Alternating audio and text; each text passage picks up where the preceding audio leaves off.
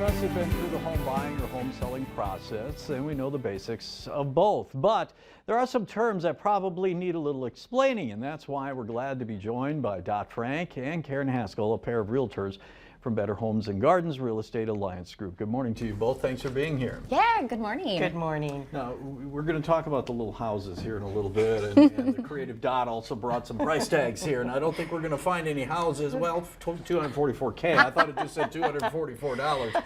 Okay, most people are familiar with the process, as I mentioned, Dot, but there are some things that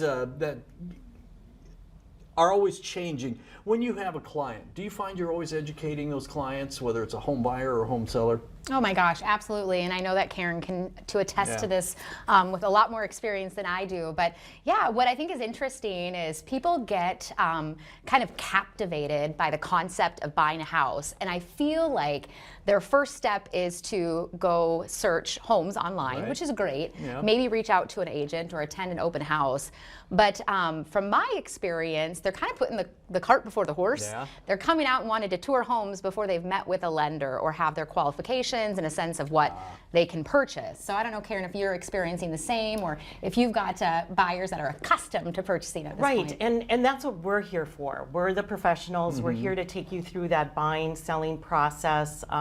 We, first of all, want to make sure that that person stops by their mortgage lender to just get pre-approved, because even though they may say, hey, I know I can afford $400,000 home, they probably know that maybe that's a stretch. Maybe they can go a little bit further. Who needs to furnish it, right? As long as I can buy the home. Exactly. Do you find that a lot, that people are looking at homes maybe above their means? Sometimes yes, or they don't want to be tied down to a mortgage. You know, people have to live as well. They want to go out and have fun and make sure that they can go out for dinner, or, you know, plan for the future if they have children, or, you know, anything can crop up in life. So yes. Okay. One of the terms that we want to discuss today is a term called Zestimates. Now, I'm familiar with Zillow Online. I'm familiar with what estimates are. Are these two related somehow? Yeah, so Zillow is who provides the Zestimate. And we're finding that a lot of people, when they begin their house hunt or hopping online, Zillow probably is one of the most prominent sites that will pop up, and it gives what's called a Zestimate. So it's Zillow's estimate of value. And you can find out what the Zestimate is for listed homes, homes off market, your own home. You can claim your home. But that can be really tricky. And so, you know, Karen, in your experience, when it comes to Zillow and Zestimates, I mean, are they accurate? That's the question. They're not always accurate. The one thing about these online estimates is they've never been in your home before. Correct. So we don't know what the home looks like inside. They've not toured the exterior. They're just basically taking averages from a neighborhood or from an area. And when we go in to actually do an estimate for a seller, we are looking at very similar size homes, similar age of home, similar style.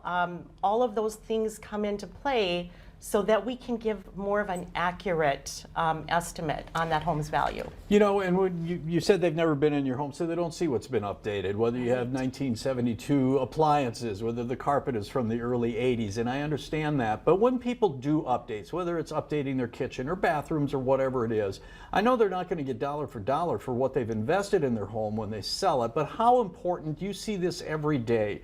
People walk into a home and it's updated. I'll bet the face just kind of lights up as opposed to something that they've got a lot of work to do. Yeah, I don't know. I think gone are the days when, you know, people were ambitious just to get into ownership and were prepared to do a little DIY. I find that most people want turnkey. Like, it's done, ready to go.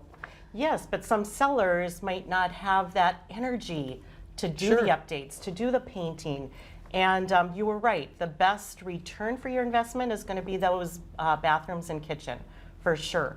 But it all depends on the seller. You know, how much do you want to put in? Because typically if that seller is going to do a lot of updating, that means that seller is going to want more money out of that property too. So you kind of have to look at each individual situation separately and determine from there. How important are windows and siding? If it's been updated, let's say it was a masonite siding when it was built and it's been updated to steel and you've got newer windows and things like that, is that a big selling point? I don't know. I mean, I'm working with buyers who are really sold on aesthetics more so than More so than- functionality. yeah. You know, and I think that's just the dynamic of some of these younger buyers and the influence of social media and having kind of a picturesque. Of course, they want the house to look good and be operable, but I mean, But those things can't be overlooked. And Sure. typically, you know, buyers in our market, they're always going to have a home inspection done Yeah. to reveal any issues with siding, roofing, windows, how old is the furnace, True. the water heater, and so forth. So it's really coming down to those components as well. But yeah, cosmetic features really draw a person in. Without question. Yeah. Okay, so you also talk about CMAs. No, let me back up. Before we get into CMAs, you were talking about these Zillow estimates aren't accurate, and going online, whether it's Realtor.com or wherever it is.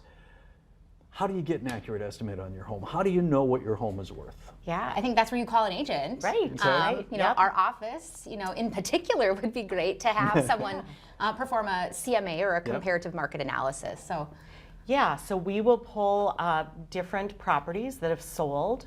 We typically will meet with a client and schedule a walkthrough of their home and take a look at inside and outside. And it's always helpful if that seller maybe has a list of the updates as well that they've performed Sure. on the house since they've lived there. And then we can come to an appropriate value of what a buyer might pay for that home. And we want to make sure that we price it right. Some sellers may want to, you know, well, all of them want to maximize their profit out of the house, but we have to really look at what does the market bear and what should that list price be. So we really like to zero in on that. Okay, we're going to take a break. We're going to come back and talk to Karen and Dot a little bit more. We're going to talk about the current market and things like that. If we can, guys, back in the back room, let's bring up some of the information for Better Homes and Gardens. And just in case somebody's going, you know what, I'd like to contact somebody in your office, there's the information. We're going to come back and talk a little bit more to Dot and Karen when North Dakota Today continues right after this.